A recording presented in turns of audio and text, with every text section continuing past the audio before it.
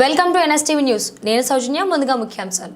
మహబూబ్ నగర్ జిల్లా దేవరకద్ర నియోజకవర్గం చిన్న చింతకుంట మండల టీఆర్ఎస్ పార్టీ మాజీ ఎంపీటీసీ హర్షవర్ధన్ రెడ్డితో ఎన్ఎస్టీవీ రిపోర్టర్ జరీనా బేగం ముఖాముఖి. కాంగ్రెస్ ప్రభుత్వంపై సవాలు విసిరిన మాజీ ఎంపీటీసీ అన్ని పతాకాలు మావే, పేరు మాత్రమే ఇందిరమ్మ పెట్టుకున్నారు.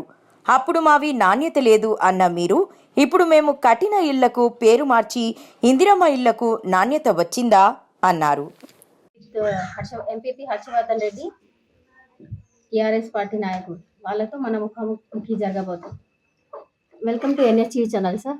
మేడం సార్, మీకు మీ పార్టీ గురించి కొద్దిగా, మీ పాలన గురించి కూడా మేము కొద్దిగా క్వశ్చన్స్ అడగాలనుకుంటున్నాం. ఓకే, దానికి మీరు సమాధానాలు చెప్పండి. ఓకే, 100% సమాధానం చెప్పడానికి సిద్ధంగా ఉన్నాం. పనిచేసిన వ్యక్తులం కనుక 100% చెప్తాం. Okay sir, thank you sir. Sir, మా first question about ration card. మీ 10 ఏళ్ల పరిపాలనలో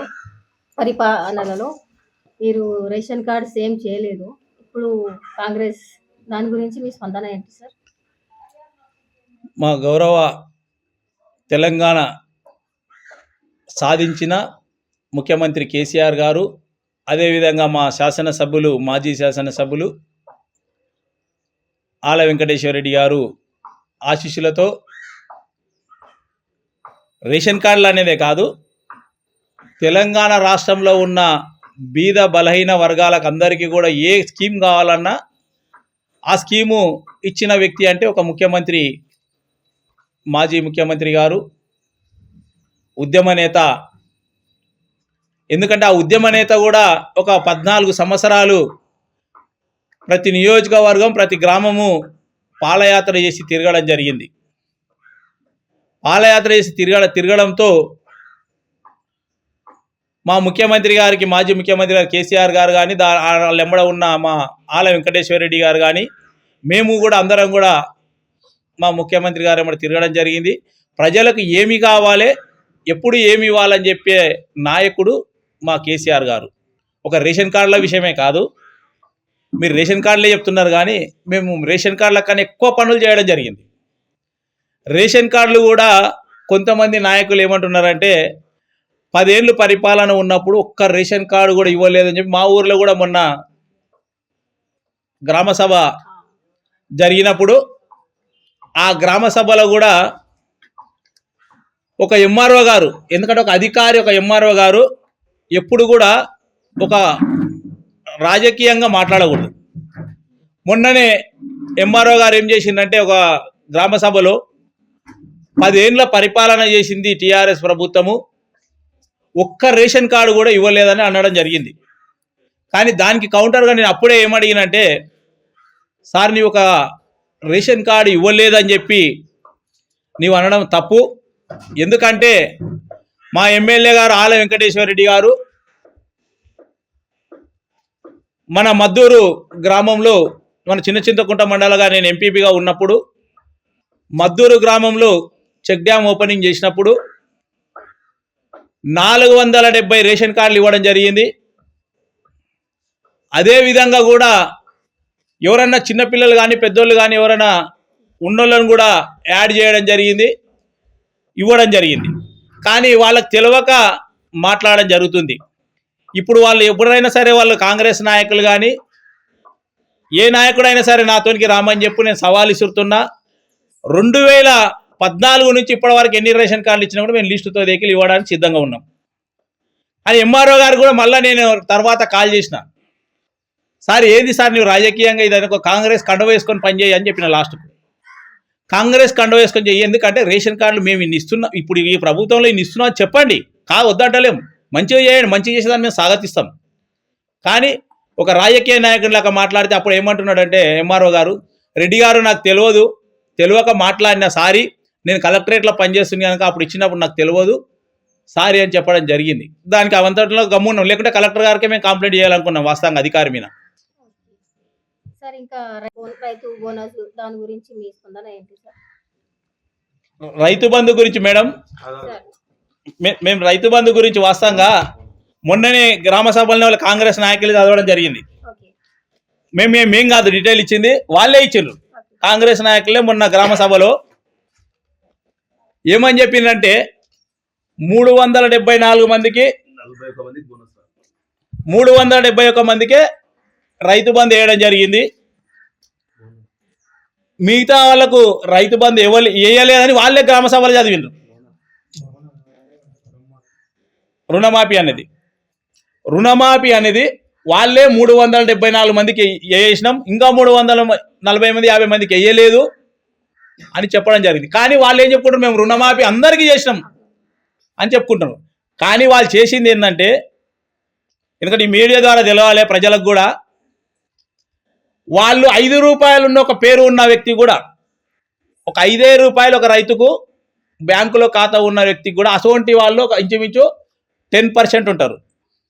ఇప్పుడు 370 మందిలో 5 రూపాయల నుంచి 500, 1000, 1500 వరకు ఒక దాంట్లో ఒక 40-50 మంది కావడం జరిగింది. కానీ వాళ్ళు మొత్తం చేయడానికి మా గ్రామం కానీ మండలం కానీ తెలంగాణ మొత్తం కూడా వాళ్ళు చేసింది ఇప్పటి వరకు కూడా 100 మందిలో 46% ఇప్పటి వరకు రుణమాఫీ చేయడం జరిగింది. 1700 కోట్ల రూపాయలు రుణమాఫీ చేయడం జరిగిందన్నారు.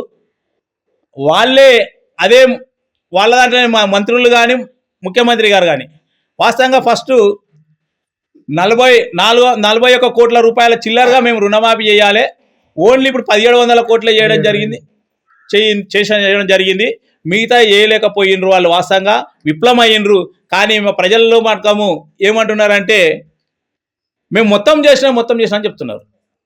కానీ ఇప్పటి వరకు చేసింది వాళ్ళు చేసింది 25%. ఎందుకంటే లెక్కలతో దేకిలు చెప్తున్నాం. 25% ఎందుకు చెప్తున్నామంటే 5 రూపాయలు ఉన్న వాళ్ళు ఇప్పుడు మొత్తం చేసిన వాళ్ళు 2 లక్షల లోపే రుణమాఫీ చేయడం జరిగింది. ఆ 2 లక్షల లోపు ఉన్న వాళ్ళు కొంతమందికి ఇంకా చేయలేదు, కొంతమందికి ఇంకా కూడా రాలేదు. ఇప్పుడు పెద్ద బడ్జెట్ వాస్తవంగా చేసేది, ఇప్పుడు పెద్ద బడ్జెట్ 75% డబ్బులు ఇంకా రైతులకు చెల్లించే అవసరం ఉంది కాంగ్రెస్ ప్రభుత్వం. కానీ ఉట్టిగా మేము అందరికి చేసినాం అయ్యింది అని చెప్పడము తప్పు. వాళ్లకు సిద్ధశుద్ధి ఉంటే మేము టీఆర్ఎస్ నాయకులము సవాల్గా ఇసురుతున్న వాళ్ళకు, నిజంగా వాళ్లకు రైతులకు మొత్తం రుణమాఫీ చేసినట్లు ఉంటే మేము ఖచ్చితంగా వాళ్ళకి స్వాగతిస్తాం, చప్పట్లు కూడా కొడతాం. కానీ దాని గురించి మీ స్పందన ఏమైనా ఉందా? ఇప్పుడు వాళ్ళు కేసీఆర్ కిట్టే కాదు, కేసీఆర్ కిట్ ఇవ్వలేరు, రుణమాఫీ చేయలేరు, రైతు బంధు ఇవ్వలేరు, ఏది ఇవ్వలేరు. ఆ కేసీఆర్ కిట్ అనేది వాస్తవంగా బీద ప్రజలకు ఏదైనా సరే హెల్ప్ఫుల్గా మంచిగా వాళ్ళకు అవసరానికి ఉంటుండే. ఎందుకంటే మినిమం 1000 నుంచి 2000 రూపాయలు దాంట్లో కిట్లో అన్ని వస్తువులు పిల్లలకు ఏమి కావాలి ఏమి కథ వస్తువులు పెట్టి, ఎందుకంటే కేసీఆర్ గారు ఒక ఉద్యమ నేత కనుక, వాళ్ళ బీద వాళ్ళ గురించి తెలిసిన వ్యక్తి కనుక దాంట్లో ఏం పెడితే వాళ్ళ పిల్లలకి యూజ్ అవుతుంది, చేస్తుంది. వాళ్ళు బీద వాళ్ళు కొనుక్కోలేరు. నా మనమన్లకు ఏం పెడుతున్నానో కేసీఆర్ గారు నా మనమన్లకు ఏం పెడుతున్నా పుట్టినప్పుడు బీద ప్రజలకు కూడా పెట్టాలనే ఆలోచనతోనే పెట్టడం జరిగింది. కానీ ఇప్పటి వరకు కూడా దాన్ని ఎత్తేయడం జరిగింది, దాన్ని ఇవ్వడం లేదు. చాలా హెల్ప్ఫుల్ కదా సార్. దాన్ని తీసేయడం ఖచ్చితంగా మేము టీఆర్ఎస్ ప్రభుత్వం ఖండిస్తుంది. వాళ్ళకి చేతగాక తీసేయడం జరిగింది. వాళ్ళు అడుగుతారు ఇందిరమ్మ ఇల్లు అంటున్నారు కదా, దాని గురించి మీరు స్పందన? మేడం స్పందన ఏం లేదు. వాస్తవంగా వాళ్ళు డబల్ బెడ్రూమ్లు ఇందిరమ్మ ఇండ్లు అని ఇస్తామంటారు. మేము డబల్ బెడ్రూమ్లు కట్టినాం. వాస్తవంగా మా గ్రామంలో కూడా ఒక 20 డబల్ బెడ్రూమ్లు కట్టడం జరిగింది, ఇవ్వడం జరిగింది. కొన్ని గ్రామాల్లో కట్టడం జరిగింది, ఇవ్వడం జరిగింది. ఇల్లు ఇవ్వలేదు అంటున్నారు, ఒక్క ఇల్లు కూడా. కానీ మేము 100కు 100% మా దేవరకద్ర నియోజకవర్గంలో ఆల వెంకటేశ్వర రెడ్డి గారు 1800 ఇండ్లు కట్టి గోప్రవేశం చేసడం కూడా జరిగింది. ఇంకా కొన్ని కూడా ప్రాజెక్ట్ రన్నింగ్లో ఉన్నాయి. మొత్తం ఆయన 3000 చిల్లర ఇండ్లు మన ఆల వెంకటేశ్వర రెడ్డి గారు కట్టడం జరిగింది. కానీ దానికి మన ఇక్కడ పోతే చూపిస్తాం. మేము ప్రాజెక్టు పూర్తి చేసినాం. మదనాపురంలో కానీ ఇంకా కొన్ని తోగల పేరూరులో కానీ కొన్ని తోగల ఏం చేస్తున్నారంటే వాళ్ళు ఇందిరమ్మ ఇండ్లు ఇస్తామని అన్నారు. కానీ అప్పుడు మేము కట్టేటప్పుడేమో ఈ ఇండ్లకు నాణ్యత లేదు, ఇట్లా దులిపితే కింద పడుతున్నాయి, చేస్తున్న అసలు ఇండ్లు కేసీఆర్ గారు ఇస్తున్నారని చెప్పడం జరిగింది. కానీ ఇదే ముఖ్యమంత్రి రేవంత్ రెడ్డి గారు ఇప్పుడు ఏం చేస్తున్నారంటే స్థానిక ఎమ్మెల్యే గారు కానీ ముఖ్యమంత్రి గారు కానీ అదే ఇండ్లకు కాంగ్రెస్ కలర్ వేసి మేము ఇస్తున్నాం అని చెప్పడం జరిగింది.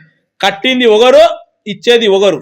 అప్పుడేమో నాణ్యత లేదు ఇల్లు, అదే ఇల్లు మళ్ళీ వాళ్ళు సిమెంట్ కూడా చేయలేదు దానికి. మళ్ళీ అప్పుడేమో నాణ్యత లేదు, ఇప్పుడేమో నాణ్యత ఉంది. అంటే వాళ్ళ అబద్ధాల కోరి అనేది ఇక్కడనే తెలుస్తుంది. అదేవిధంగా హైదరాబాద్లో కూడా వాస్తవంగా హైదరాబాద్లో కూడా 1,00,000 ఇండ్లు అంటే 1,00,000 ఇండ్లు కేసీఆర్ గారు కట్టడం జరిగింది. 100% 60% దానిలను హ్యాండ్ ఓవర్ చేయడం జరిగింది. ఇప్పుడు కూడా ఇంకా కొన్ని ఇవ్వడం జరిగింది. దానిలో కూడా వీళ్ళు ఏం చేస్తున్నారంటే కలర్ వేసి దానిలో ఇవ్వడం జరుగుతుంది. మూసీ నది పక్కల ప్రజలలో మొత్తుకుంటుంటే ఎవరికొకరిద్దరు మూసీలో ఉన్న వాళ్ళని చూసి ఇచ్చి మాకు మార్కులు రావాలని చెప్పి మేము ఇస్తున్నాం అని చెప్పడం జరుగుతుంది. చేతనైతే నీకు నిజంగా నీవు హామీ ప్రజలకు ఇచ్చినావు. ఏమని? ఇందిరమ్మ ఇండ్లు ఖచ్చితంగా ప్రతి పేదవానికి ఇస్తాను, గ్రామంలో కానీ పట్టణంలో కానీ ఇస్తానని చెప్పినావు. కానీ ఇప్పటి వరకు కూడా ఒక ఇందిరమ్మ ఇల్లు ఇచ్చినవా? 14 నెలలు పరిపాలన అవుతుంది. అవు మేడం నేను ఏమంటున్నా, మా గ్రామంలో ప్లాట్లు ఉన్న 50 మంది 100 మంది ఉన్నారు. 100 మందిలో ఒక్కరికన్నా ఇచ్చినా చూపించండి. నేను వద్దంటలేను కదా, చూపించండి ఒక్కరికన్నా. ఇందిరమ్మ ఇల్లు అని చెప్పి ఇచ్చిన, ఎవరో ఇచ్చిన ఇళ్లకు సున్నమేసి ప్రతి ఒక్కరికైతే ఉండవు కదా సార్ ప్లాట్లు. ప్లాట్లు లేని వాళ్ళు ఏమైపోవాలి? నేను ఏమంటున్నా మేడం, ప్లాట్లు ఉన్న వాళ్ళకి 100% ఇవ్వండి. ఫస్ట్ ప్లాట్లు ఉన్న వాళ్ళకి ఇస్తే గవర్నమెంట్ స్థలం ఉంటుంది ఏదన్నా గ్రామాల్లో గవర్నమెంట్ స్థలం ఉంటుంది, దాన్ని వినియోగించుకొని బీద వాళ్ళు ఎవరంటే వాళ్ళకి ఇవ్వండి. లేదు అనుకో, మీరు ఇండ్లు ఇస్తున్నారు ఖచ్చితంగా మీ మీద నమ్మకం వస్తే, ఒక బీద వాళ్ళు ఉంటే ఎన్నో సప్పో జీతమో ఉండి ప్లాట్ కొంటాడు, వాళ్ళకు కూడా వస్తుందని ఆశ ఉంటుంది. కానీ ఏది ఒక ఇల్లు ఇవ్వకుండా చేయకుండా మేము ఇందిరమ్మ ఇండ్లు ఇస్తున్నాం, కట్టిన దానిలో సున్నమేసి పెయింట్ వేసి ఈ కాంగ్రెస్ గుర్తేసి ఇస్తామంటే ప్రజలకు మొత్తం తెలుసు ఇది ఎవరు కట్టినరు, ఎవరు ఇస్తున్నారు, ఏం కథ అనేది కూడా వాళ్ళు ప్రజలే తిట్టుకుంటున్నారు. ఇది కేసీఆర్ దబ్బా ఇల్లు, ఇది కేసీఆర్ గారు ఆల వెంకటేశ్వర రెడ్డి గారు కట్టిన ఇల్లు అని చెప్పి వాళ్ళు ఆల్రెడీ చెప్పడం జరుగుతుంది. కానీ ఇది 100% ఈ బోనస్ విషయంలో మాట్లాడము. ఖచ్చితంగా రైతులకు బోనస్ గాన రాకపోతే ఖచ్చితంగా 100% మండల కేంద్రాల్లో జిల్లా కేంద్రాల్లో 100% మేము ధర్నా చేయడానికి సిద్ధంగా ఉన్నాం. ఎందుకంటే బోనసు వాళ్ళు రైతులు చెమటలోల్చి పండించిన గింజ, ఆ గింజను మోసం చేసి నువ్వు రైతు బంధు వేస్తావా సస్తావా తర్వాత విషయం. కానీ వాళ్ళకి చేతులకు వచ్చే 2,800 రూపాయలు బయట వాళ్ళు కొనుక్కొని వాళ్ళకి చేతులకు డబ్బులు ఇచ్చిపోతుండ్రి. కానీ నిన్ను నమ్మి మేము మా రైతులు డబ్బు ఇస్తే వడ్లు ఇస్తే ఇప్పటి వరకు నీకు బోనస్ ఇవ్వకపోతే వాళ్ళ రైతులు ఏం కావాలి పండించిన వాళ్ళు. కనుక దీనిపైన ఖచ్చితంగా మేము మా అధిష్టానానికి దృష్టికి తీసుకుపోతాం. మా అధిష్టానం ఖచ్చితంగా దీనిపైన ఏం చర్య తీసుకోమంటే మేము అందరం కూడా రైతులను పెట్టుకొని రైతాంగానికి మేలు కలగాలనే ఆలోచనతోనే మేము దీన్ని చేస్తున్న. కాంగ్రెస్కి అపోజిట్ కాదు, మా రైతులకు లాభం కుదరాలి. ఏదంటే మా కేసీఆర్ గారు ఉన్నప్పుడు 100% రైతుని ఎక్కడ కూడా ఇబ్బంది పెట్టకుండా పనిచేయడం జరిగింది. కురుమూర్తి దేవస్థానానికి మా ఆల వెంకటేశ్వర రెడ్డి గారు దానికి ఒక 20 నుంచి 30 సార్లు సెక్రటరీకి తిరగడము, మన హరీశ్వరరావుతో సీఎం గారితో తిరిగి ఏ ఎమ్మెల్యే కూడా స్థానికంగా చింతకుండా ఉన్న ఎమ్మెల్యేలు ఎవ్వరు కూడా చేయని పని కూడా ఒక బ్రిడ్జి కట్టడం జరిగింది 32 కోట్లతో. 70 ఏళ్ళ కళ అది. వాస్తవంగా కూడా ప్రజలు ఎప్పటి నుంచో కలగంటారు కురుమూర్తి దేవస్థానానికి మాకు షార్ట్ కట్. ఇది కురుమూర్తి చింతకుంటలు ఒకటే కాదు, ముక్తాల్ నియోజకవర్గం కానీ కర్ణాటక నుంచి కానీ ఆత్మకూరు కానీ ఎవరైనా సరే ఎక్కడల్లో అయినా సరే అటు పోతే షార్ట్ కట్ అవుతుంది, మంచిగా అవుతుంది అని చెప్పి అడగడంతో మా ఆల వెంకటేశ్వర రెడ్డి గారు దాన్ని తెచ్చిండు, కట్టినాం. 2022లోనే మేము పూజ కూడా చేయడం జరిగింది. పూజ చేయాలని మేము ఒక బోర్డు పెట్టుకోలేదు. బోర్డు ఎందుకు పెట్టుకోలేదంటే మా ఆల వెంకటేశ్వర రెడ్డి గారు ఎంపీ అంతే, ఆయనకు నాకు బోర్డులు ముఖ్యం కాదు, నాకు పనులు ముఖ్యం, నాకు పనులు చేసి అభివృద్ధి చేయాలి నియోజకవర్గాన్ని అనే ఆశతోనే ఆ బోర్డు పెట్టలేదు, మేము చేయలేదు. కానీ ఇప్పుడున్న ఎమ్మెల్యే గారు ఏం చేస్తున్నారంటే, మీరు పోయి చూడండి బోర్డు మీద, సరే ఆడ ముందర ఒక 10 లక్షలతో సీసీ రోడ్ వేసిన, ఓకే దానికి ఒప్పుకుంటా నేను, అది కూడా మేము శాంక్షన్ చేసిందే. కానీ ఇప్పుడు దాంట్లో ఏం పెట్టిండు, బోర్డు పెట్టిన వాళ్ళు 10 లక్షలతోనే మేము చేసినామని బోర్డు పెట్టుకొని ఇనాగ్రేషన్ చేసిన ఏం కాకుండే. కానీ బిర్జే మేము కట్టిన 32 కోట్లతోనని చెప్పి బోర్డు పెట్టి ఇనాగ్రేషన్ చేసినాం. మేము అదే మరుసటి రోజు కూడా ఫోటోలు పెట్టడం జరిగింది. 2022లోనే మేము భూమి పూలు జాలినాం, ఓపెనింగ్ చేసినాం, బ్రిడ్జిని ఓపెనింగ్ చేసినాం, చెక్ డ్యామ్ ఓపెనింగ్ చేసినాం. కానీ ఇలాంటి ఎన్నో చేస్తుంటారు, ఇది ఒకటే కాదు. ఎగ్జాంపుల్ ఇది ఒకటి చెప్తున్నా, చాలా కూడా వాళ్ళు మొత్తం మేము చేసిన పనులకే బోర్డులు వేయడం జరిగింది. బిల్లులు మేము ఇస్తున్నామని అంటున్నారు, బిల్లులు వాళ్ళే కాదు ఇచ్చేది, మేమే ఇచ్చినాం. ఇంతకుముందు ప్రభుత్వం వాళ్ళు వైఎస్ రాజశేఖర రెడ్డి ఉన్నప్పుడు కూడా చాలామంది పెండింగ్ బిల్లులు ఉంటే కోయిల్ సాగర్ ప్రాజెక్టు కాలువ కానీ జూరాల నుంచి కోయిల్ సాగర్ కొయ్యేది కానీ మేమే వాళ్ళు 15% 20% పెండింగ్లో వర్కులు ఉంటే 100% మా ఆల వెంకటేశ్వర గారు ఎంబడి ఉండి దానిని పని చేసి కోయిల్ సాగర్కు నీళ్లు ఇచ్చిన వ్యక్తి ఒక ఆల వెంకటేశ్వర రెడ్డి గారే. ఎవరైనా ప్రభుత్వం పోతే వస్తుంది చేస్తుంది కానీ బిల్లులు ఇచ్చే కొన్ని పెండింగ్ ఉండొచ్చు, కాదంటలేం. దానికి ఏ ప్రభుత్వం వస్తే ఆ ప్రభుత్వం ఇవ్వాలి. కానీ ఎవరో చేసిన దాన్ని ఎవరో ఓపెన్ చేస్తే అది సహించము. రేపు 100% దాని మీద మేము కఠిన చర్యలు కూడా తీసుకుంటాం. ఇంకొక 2 ఏళ్ళలో 3 ఏళ్ళలో ఉంటుంది ప్రభుత్వం. ఆ తర్వాత మళ్ళీ మేము చూస్తాం.